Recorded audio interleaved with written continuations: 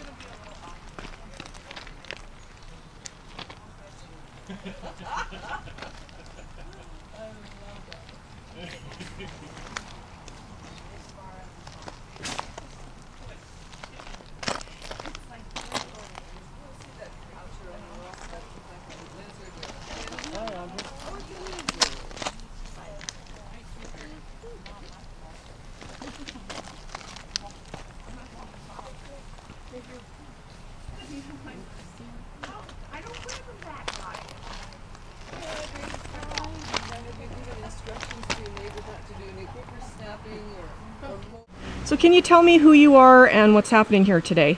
My name is Reverend Audrey Brooks. I'm the Unitarian chaplain at the University of Alberta. And this is the 6th year that we've had the annual Genocide Memorial Service, and commemorating people who lost their lives through violence, planned violence, wars, slavery, gender identities, and so on. And continuing to act as witness to the kind of atrocities that humanity does to each other. What gave you the idea to build this riverbed, dry riverbed on your own property, and to have this event every year? Mm-hmm. My son, who's a landscape artist, was the one who did the dry riverbed. And I had visited Europe and visited the Jewish memorial synagogues and places where people visited the cemeteries, and they placed little rocks as to indicate that they were there and to honor the people who had influenced their lives. I came back to Canada and decided I would put a stone in the riverbed for the Holocaust and the 6 million Jewish people and all of the gypsies and dissidents and people who spoke out against the Nazi regime were put into concentration camps as well and died horrible deaths. And then I was listening to CBC and heard the Congolese army raping virgins to get their power against AIDS and power for war. And I decided it had to be a general memorial to all people who had suffered death through violence. And the first year that I did the service, several people came, and among them were 2 Zimbabwean young men, and they said that I had to continue to act as a witness to atrocities. And so it's been continued since then. And what do you hope that will be accomplished here today through the service? Accomplished here today is that people who resonate with the idea that, as the stone says, that humanity stands in a river of its own blood, that unless we act as witness and speak out and work in any way that we can to make changes in the way governments use genocide and how partisan people in the name of religion use genocide as a way of accomplishing victory in war. It's a sad situation that needs to be changed, and I can't go over to these countries and talk them out of doing things like that, but I can do a small thing in my world, and along with other people who believe like I do, to gather together and to speak out against genocide.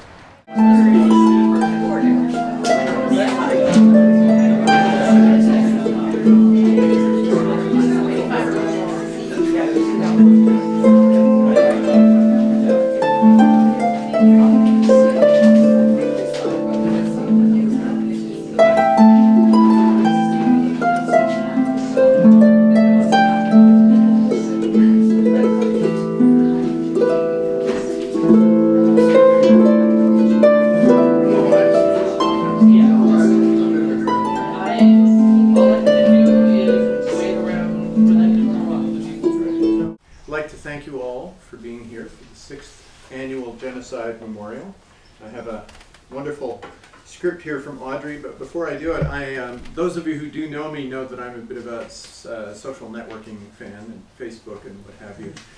And I saw something, I think it was yesterday, where a young person, a teenager, was trying to sort out one of the world's conflicts and was trying to figure out who exactly was killing who, and was very confused by names and tribes and I don't even know which country it was in, and so on and so forth, and turned to her mother to try and figure it out, and her mother simply sighed and said, "Sweetheart, it's humans killing humans." And as you look at all the stones in Audrey's carefully tended garden, which now have permanent signs, they're very cool, you see all of the various events, genocides, holocausts, whatever you want to call them, and what it boils down to is it is humans killing humans. And that is why we are here today, because we too are part of that same family of humans. Not any particular tribe of people who are doing the killing or being killed. We may have those associations as well, but more than anything else, we are part of the human family, trying to stop other humans killing humans. So welcome to the 6th Annual Genocide Memorial Service. We come together to affirm compassion in human relations.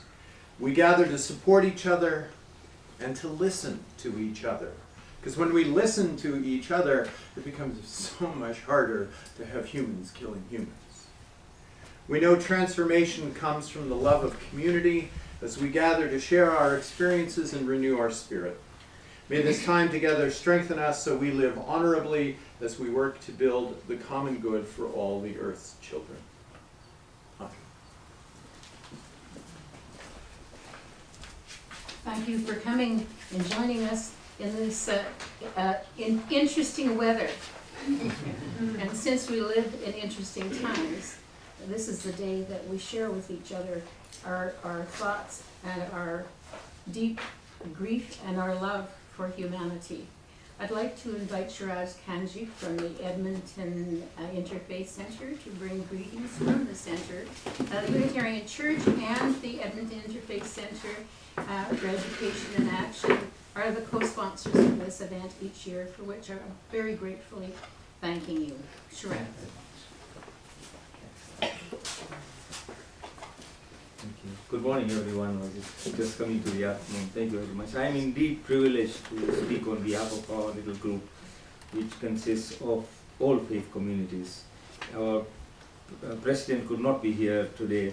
President Pateke could not be here today, but I want to say, bring special greetings and say to you how happy we are to see your work. As a group of faith communities, we recognize certain things.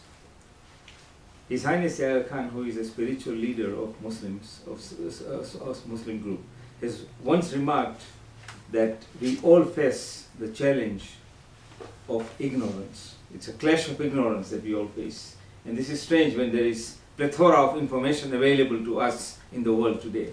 But we have selective learning that we do. And what happens, what we have learned at the Interfaith Centre is that there is a lot that binds us together if we seek to do so. That all faith communities, despite their external differences, there may be differences in forms of worship, there may be differences in forms of beliefs, but the essence is the same. The essence, we all seek happiness for each other, we all seek to know ourselves with each other, and that is what strengthens us very much. And of course, we all seek peace in this world. We all seek to work together, and certainly this group, this organization is doing that, and we are very happy and very proud to see that. I compliment you on your work. Thank you very much for inviting us to say a few words, and let's carry on this. Brevity is is what is always appreciated, right? Thank you. None of us is an island unto ourselves. Any of you who have enjoyed the poetry of John Donne, no one is an island, no one stands alone. each one's grief is grief to me, and each one's joy is my own. We need one another. So we must defend. Excuse me. Each one is my brother, and each one is my friend.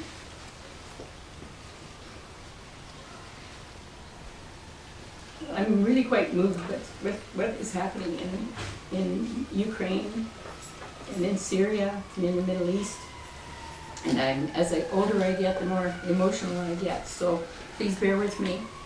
But no matter where we live in the world, science tells us our DNA is almost identical. And can you imagine, when we look around us here, we have people from very many continents in this world, and that we are all related genetically. Wow, isn't that amazing? So you are my sister, you are my brother, you are my children, because I'm old. Across all races, we are equal, we are the same, yet we cause each other pain and grief. We hear of deliberate bombing of an airplane with the loss of hundreds of people. Innocent civilians going somewhere for a conference on AIDS, on a holiday, to be with family, and so on. The political wars in the Ukraine, Syria, and the Middle East. That will mean the destruction of civilians, infrastructures, the whole system collapses, and the integrity of the global community. The United Nations with no teeth, the great masses of the people of the earth who, as we are today, collect and cry out, and perhaps are never heard. And today we are here to recognize and to witness to those victims of the violence that we do to each other, sometimes with malice, sometimes in ignorance, sometimes by standing by and doing nothing. From the beginning of history, we've attacked each other. We have destroyed families, raped women and children, put the land to ruin, forced children to become warriors in battles they don't even understand. We have spread disease and devastation on the land. And more than that, we have brought spiritual desolation. In whatever name we choose to do that. My country, right or wrong. My belief systems, as Shiraz was saying. It's okay. What is that really? Where's the heart that speaks out against this? The small groups that gather all over the world in the same context as we speak today, who are doing what we're doing today, and saying, we can't let this pass without standing as witness. It would be wonderful if all the people of the world could stand up and speak and demand that this stop, because it could be done. But we're not all the world. We are individuals standing together here. And we take this hour to stand as witnesses to the cruelty we see and commit ourselves to speaking out in whatever way that we can. Because genocide is not the way to settle disputes. Albert Einstein said he thought that war was the worst thing that could ever happen to people, that in his whole lifetime he had never believed that this could be the end result of humanity's treatment of each other. And we know who Albert Einstein was. We can't go out and have me point to the very stones that stand as witness, but we can name those people, and we can honor them and witness to their lives. And we can claim our own right to speak out. The stone stands as lasting witness to what we have done in the names of the gods that we say we own. The political and economical systems under which we live, and the philosophies we embrace, and even the basest elements of human nature that drives us to kill and maim each other. We do indeed live in dangerous times. And the speed with which we see wars happening. In the 1950s, when black and white TV came out and the Vietnam War was happening, I saw war for the first time. I saw an American plane strafing a woman with 2 little kids from behind. And my faith was challenged, I was in a household where there were 5 children of my own in bed. I lived in northern Manitoba, and I don't think I've ever got over the shock of seeing that picture. And now we see them all the time. We're saturated with this. It's overload. We feel helpless. What can we do? Can we go over to those countries and stand in the street and say, stop? They've tried that in many countries. And sometimes it works for a little while.